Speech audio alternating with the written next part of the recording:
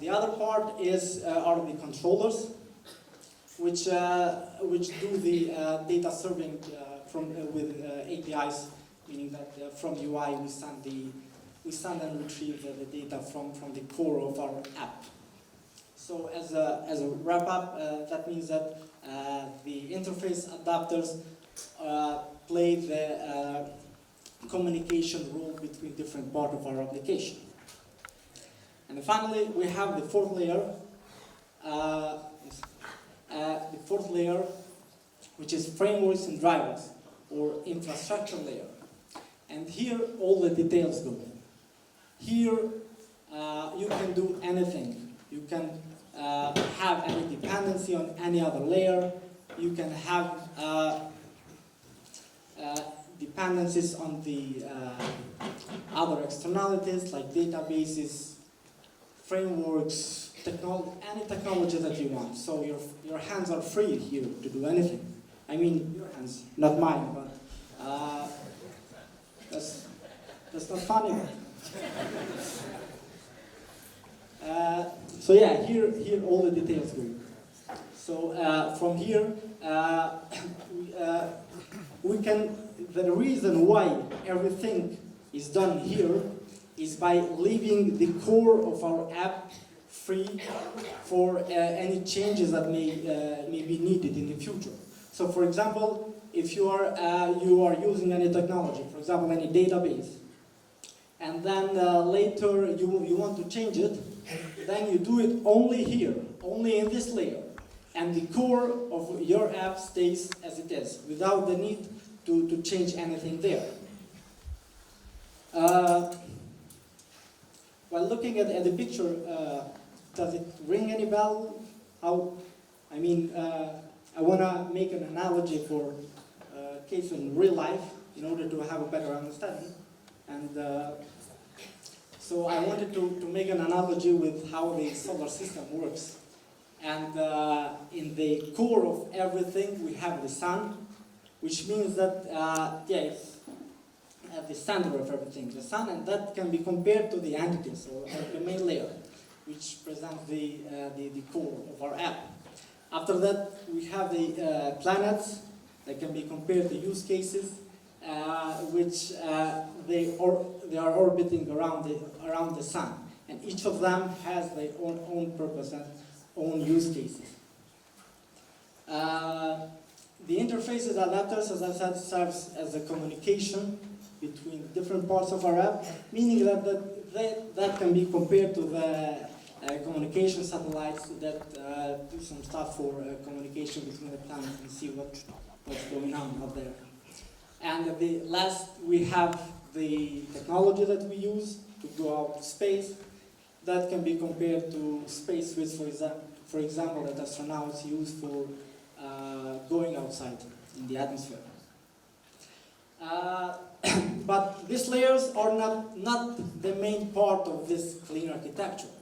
Actually, there are some principles that this clean architecture rely on, and the main principle of this clean architecture is the dependency rule.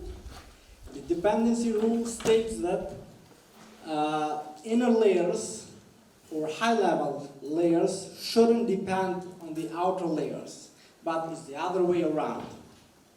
In this way, we leave the core logic in the app and do not depend on the other low-level models, meaning that when we want to change something, we can do it just by changing the details and not the core of our app.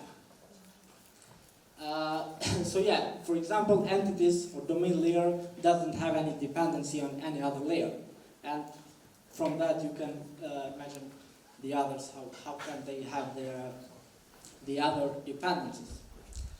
Another principle that is quite important and plays a huge role in this software design is the separation of concerns. Since once you know how to separate the things into layers, then you are free to use the software and isolate the core logic from the details, and in that order then you would be able to remove or minimize the dependencies. So basically this is like having an example. For example, your apartment, you have your kitchen that you cook and eat, you have the restroom that you rest or study or anything, and you have a bedroom for sleeping. So here is the same. So you need to know what your app needs in each of the layers in order to then not have any dependency problems in the future. Another thing that this architecture has in common with our beloved country, Kosovo, is that it loves independence. And there are some principles that are quite important. There are independence of frameworks, independence of UI, and independence of databases. As I said, the logic behind this is that the core of our app shouldn't have any dependency on any of those. But that doesn't mean that we are not able to use them. We definitely would need to use all of these, but those should be moved in the outer layers, like in the infrastructure layer. 2 weeks ago, I had a surgery on my shoulder, and before I went in, the doctor told me that the anesthesia or medical sleep is quite dangerous and it may kill you. And I said, okay, that's fine, but did you test it? He was like, no, we cannot do that here. But, okay, can you revert it to the last committee? He was like, no, we don't do that either. For this purpose, one main principle that is quite important is the testability. Since by isolating the core of our app without depending on any details and putting the dependencies out in the externalities, that means that we are able to test our app by mocking the unit tests in the core business logic of our app. So we have dependencies outside, then from that we mock everything that we need, and yeah, the business logic, the core business logic is free to be tested just by mocking them. So yeah, sorry, I forgot to ask, are you all fluent in English? Since I was thinking to change the language now and start talking in a language that we understand the most, which is coding. So for this purpose, I've prepared a small demo, which from where we would have better understanding what I'm talking about. Here is a solution in .NET. It's quite simple, just abstractions. And here I created 6 projects. And as you can see, the core is the entities or the domain layer. Then we have the application, which contains the business logic or use cases. Then we have the adapters and API, which belongs to the infrastructure layer. And we have the infrastructure, which contains all the details. And then is the version of control, which is, I'm going to talk about that a bit later. And as you can see, the dependencies on each of the pictures there. For example, at the core, we have we do not have any dependency on any other project. Then after that, we have the application, which has only a dependency on the core project. After that, picture 5, adapters has a dependency on the core, but that means that also we can have another dependency on the application, but in other architectures, like when you use repository pattern or three-tier application or anything. Here, the reason behind this is that in the repository we need dependencies. Like we need to have access in the database, or we need to use any framework like entity framework, for example, or any others. So that's the reason why we have the infrastructure put in the outer layer, which is the infrastructure layer, and not in the any others of them. And then there is a special case here when I needed to register the dependencies. I'm not sure how does it work in the other languages, but in .NET you need to register the dependencies between the interfaces and.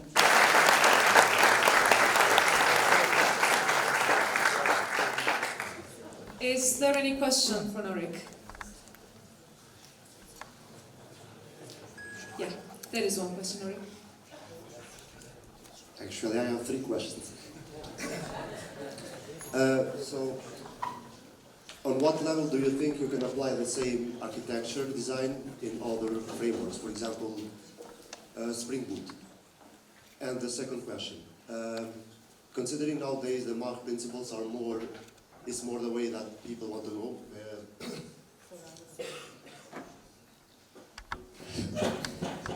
Did you hear the first question? Okay. So nowadays the Mach principles or the microservice architecture is something everybody is pushing on. So what kind of principles can we apply from this architecture to microservice architecture? But there was only 2 questions. What was the third one? Okay, regarding the first question, the good part about this clean architecture is that it doesn't belong to any of the language. So it doesn't matter what you're using.